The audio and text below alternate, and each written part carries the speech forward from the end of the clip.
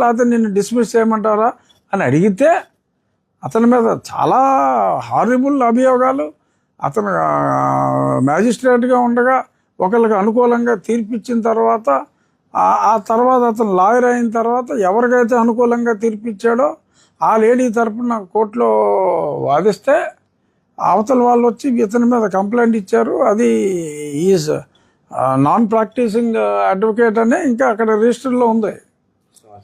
నిన్నంతా సోషల్ మీడియాలో తిరిగింది కదా, ఇంకా అతను ప్రాక్టీసింగ్ది కూడా ఇవ్వాల. అతని మీద ఎన్నో కేసులు ఉన్నాయి. అతను ఒక మ్యాజిస్ట్రేట్గా అతను ఫ్రాడ్యులెంట్గా యాక్ట్ చేస్తున్నాడు, విపరీతంగా లంచాలు తీసుకుంటున్నాడు అన్న అభియోగాలతో అప్పుడు ఉన్న నెంబర్ 2 జడ్జి గారు ఎంత నువ్వు పోతావో రే లేకపోతే డిస్మిస్ చేసేయమంటావా అని అంటే బాబు వెళ్ళిపోతానన్నాడు. మొత్తం హైకోర్టులో అందరికీ తెలుసు.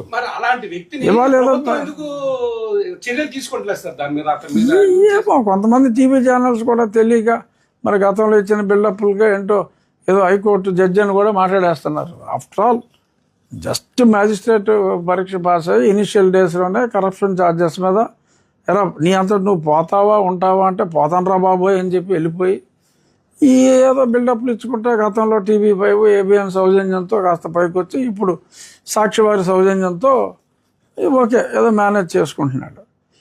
చేసుకో, అంతేగాని నోటుకు వచ్చినట్టు వాగేస్తే శిక్షించవా, వదిలేస్తావా?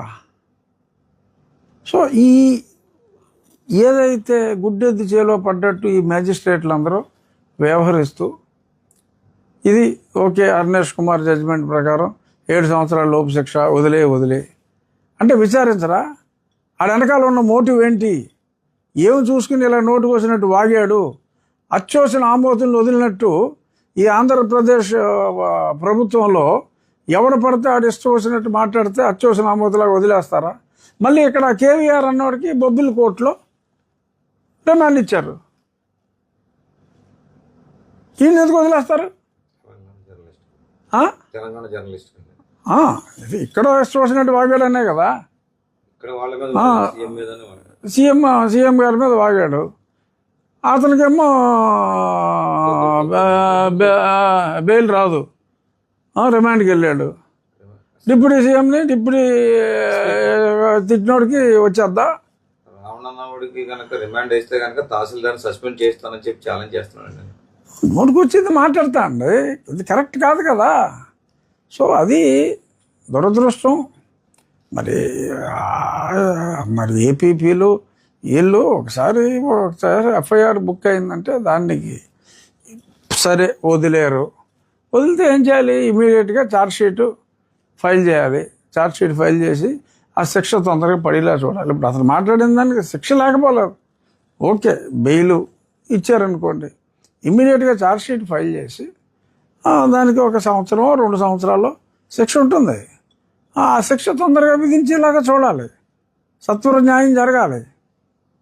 ఇప్పుడు అడేదో తిట్టేస్తాడు, ఇదేమో కోర్టు ఏమో 4 వారాల తర్వాత వాయిదా అంటుంది, 4 వారాల తర్వాత ఇంకో 4 నెలలు అలా వాయిదా కనీసం విచారణ కూడా పిలవకుండా జరిగిపోతుంది.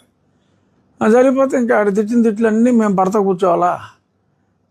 మళ్ళీ నిన్న అంటాడు నాకు రోజుకి 20 లక్షల ఆదాయం పేకాట క్లబ్బుల నుంచి వస్తుందంట. అరే పిచ్చనవాళ్ళకి అసలు ఎక్కడున్నారు అక్కడ పేకాట క్లబ్బులు?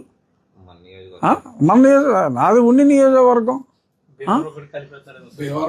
మొత్తం రాష్ట్రం మొత్తం కలిపేస్తున్నాడు. అసలు ఏంటో అసలు నేను చేయించిన రైడ్లు ఎక్కడైనా పొరపాటున ఎక్కడైనా పేకాడినా సరే మీరు పట్టుకోవాలి.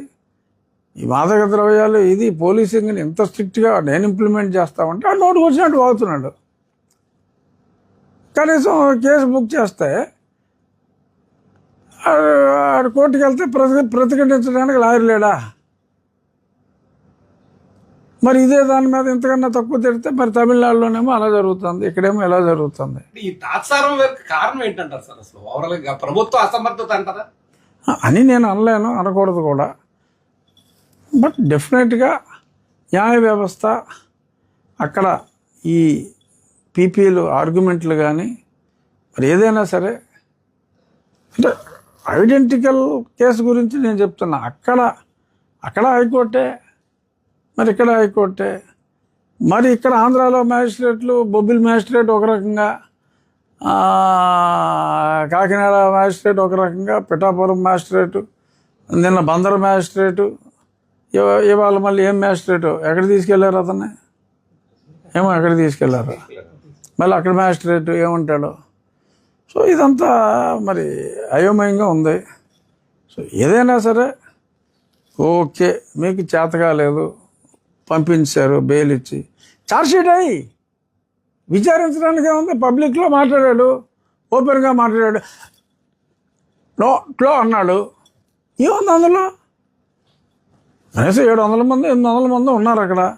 స్టేజ్ మీద ఒక 50 మంది ఉన్నారు, మొత్తం 750 మంది ఉన్నారు ఆ మహాసభలో. వీడియోలు అందరూ చూశారు. ఎంతసేపు వేసి ఛార్జ్షీట్ వేసి శిక్ష పడినా చూడండి, కనీసం అదన్నా చేయండి. డబ్బెబ్బే అని చెప్పని బెయిల్ వచ్చేసింది అనుకుంటే మీరు హైకోర్టులో ఎవరు అసలు కనీసం కన్యం కూడా చేయకపోతే ఆడికి బెయిల్ రాకేమవుద్ది. సో నిన్నటిదాకా అతను చౌదరి అని చెప్పుకుని చౌదరి బ్రాండ్ మీద తిరిగాడు. అతనేమో నిన్న కేసులోనేమో